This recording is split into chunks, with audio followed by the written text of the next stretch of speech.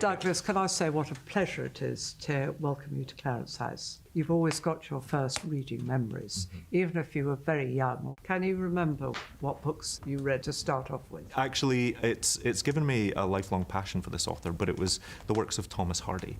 It was actually Tess of the D'Urbervilles, I think, was the very first book I read for pleasure from cover to cover.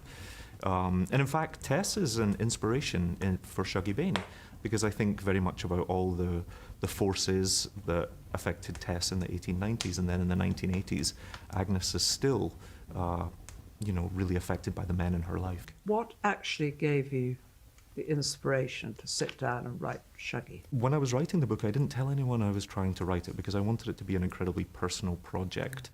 And I was thinking very much about the Glasgow that I grew up in, about my own mother, my own family. So I wanted to memorialise that very clearly, warts and all, but also the strength and the dignity of the characters as well as their struggles.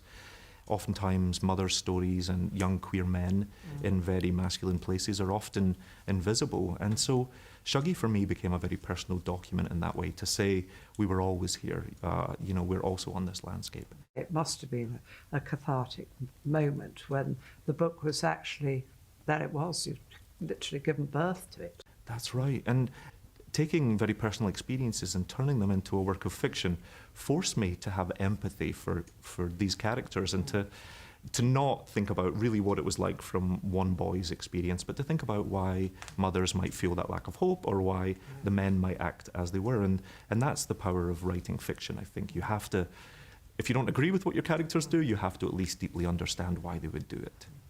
I never knew when I wrote the book, the journey that the book would take me on. I mean, it's utterly transformed my life, from winning the Booker to being here with yourself and being in beautiful Clarence House. I couldn't have imagined any of it. Well, it's been a pleasure having you here.